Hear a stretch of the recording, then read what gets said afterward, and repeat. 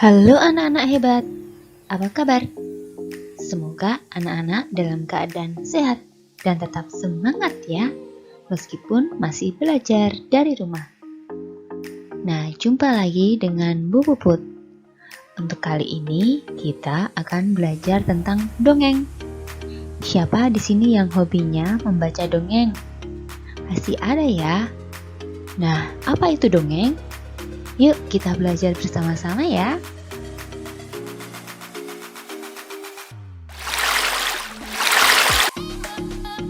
Dongeng adalah cerita yang tidak benar-benar terjadi. Dongeng umumnya bercerita tentang kehidupan pada zaman dahulu. Dan biasanya dongeng itu bersifat menghibur dan mengandung nilai moral atau nilai pendidikan. Dan biasanya tokoh yang ada dalam dongeng bisa manusia, hewan, atau tumbuhan. Dongeng itu memiliki alur cerita yang sederhana dan biasanya terdapat pesan moral atau amanat yang disampaikan kepada pembaca. Nah, anak-anak saat membaca dongeng, bacalah sesuai alur ceritanya ya. Dan pesan moral biasanya terdapat pada akhir cerita. Nah, di sini ada beberapa dongeng yang terkenal di Indonesia, antara lain dongeng Cindelaras, ada Lutung Kasarung, Bawang Merah dan Bawang Putih, dan Malin Kundang. Dan tentunya masih banyak ya judul dongeng yang terkenal di Indonesia.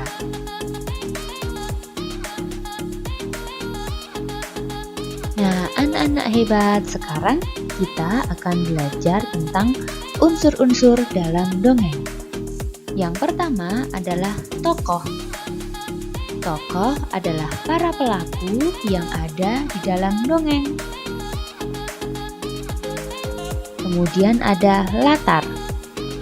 Latar itu adalah tempat, waktu, atau suasana dalam dongeng tersebut. Yang ketiga adalah watak tokoh. Watak tokoh yaitu sifat tokoh dalam dongeng. Kemudian ada alur. Alur adalah rangkaian peristiwa dalam dongeng. Kemudian yang terakhir itu adalah pesan. Pesan biasanya disebut juga amanat, yaitu pesan yang ingin disampaikan penulis dongeng kepada pembaca. Pesan moral biasanya tersirat dalam jalannya cerita dan tersampaikan melalui karakter tokoh dalam cerita. Ciri-ciri pesan moral dalam sebuah dongeng. Yang pertama, pesan moral itu pasti selalu baik. Yang kedua, bisa dilihat di akhir cerita. Dan yang ketiga, pesan moral bisa dilihat dari sifat tokoh utama.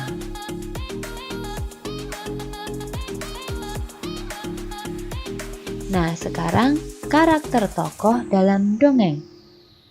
Berdasarkan karakternya, tokoh dibagi menjadi 3, yaitu protagonis adalah tokoh yang berwatak baik.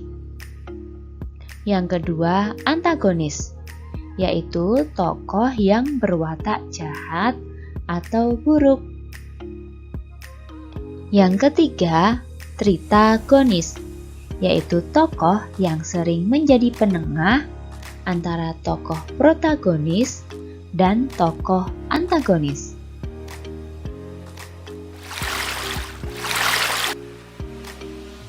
Nah, sekarang coba anak-anak perhatikan dongeng berikut ini ya. Di sebuah gurun pasir yang tak berpenghuni, hiduplah secara ajaib bunga mawar yang masih belum mekar. Meski masih kuncup, ia tetap terlihat cantik dan memukau. Bunga bernama Rosi ini memiliki dua sahabat yang tumbuh bersebelahan dengannya. Mereka adalah kaktus bernama Kaka dan Tutu. Mereka bertiga sangatlah dekat. Kaka dan Tutu sangat menyayangi Rosi. Tiap kali Rosi haus, secara bergantian Kaka dan Tutu memberinya air. Sebab para kaktus tersebut memiliki penyimpanan air yang sangat banyak. Seiring berjalannya waktu, mahkota Rosi pun mulai mekar. Ia tampak semakin cantik karena mahkotanya berwarna merah merekah. Kaka dan Tutu pun sangat mengagumi keindahannya. Suatu hari, Rosi melihat pantulan dirinya di air dan merasa dirinya amat cantik. Kesombongannya pun muncul dan merasa bahwa kedua temannya memanfaatkan dirinya agar mereka terlihat cantik. Ia pun mulai menghina dan bertengkar. Badan Rosi mulai membungkuk. Itu tandanya ia sudah semakin lemah. Meski sudah disia-siakan, Kaka dan Tutu merasa kasihan dengan Rosi. Mereka khawatir jika ia layu. Tubuhnya hampir layu. Daunnya sudah berwarna hijau kecoklatan. Ia jatuh tersungkur. Tangganya tak kuasa berdiri dengan tegak. Meski begitu, ia masih menolak tawaran air dari Kaka dan Tutu. Melihat sahabat mereka yang hampir layu, Kaka langsung menyirami Rosi dengan air. Tak berselang lama, Rosi pun kembali segar. Air yang mengguyur tubuhnya membuat Rosi kembali sehat. Setelah itu, Rosi sadar bahwa ia tak bisa hidup tanpa Kaka dan Tutu. Nah, anak-anak hebat, kira-kira siapa ya tokoh-tokoh tadi dalam dongeng? Iya, betul. Yang pertama itu adalah Rosi. Rosi itu adalah bunga mawar merah yang awalnya digambarkan sebagai sosok yang ceria dan baik hati. Namun, sifatnya berubah menjadi sombong dan tak tahu diri. Nah, sekarang tokoh yang kedua, siapa ya yang dalam dongeng tadi? Iya, betul, yaitu Kaka dan Tutu. Kaka dan Tutu itu adalah dua kaktus yang baik hati.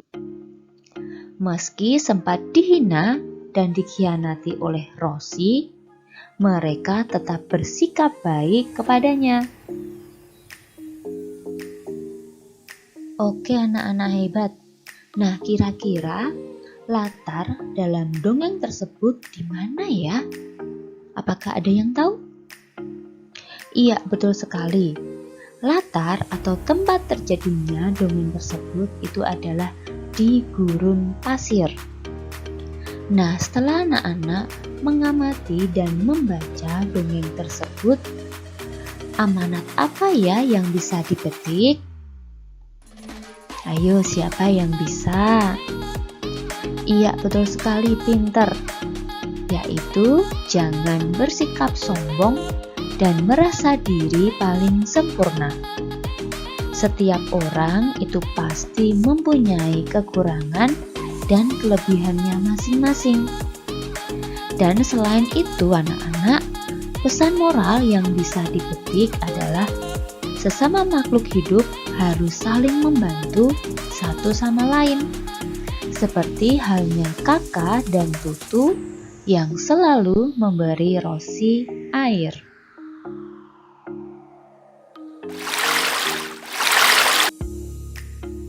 Oke anak-anak hebat. Nah, kesimpulan untuk materi kali ini adalah dalam setiap cerita dongeng itu pasti memberi pesan moral atau amanat yang bisa anak-anak praktekkan dalam kehidupan sehari-hari loh. Oke anak-anak, demikian penjelasan materi untuk kali ini. Semoga bermanfaat ya.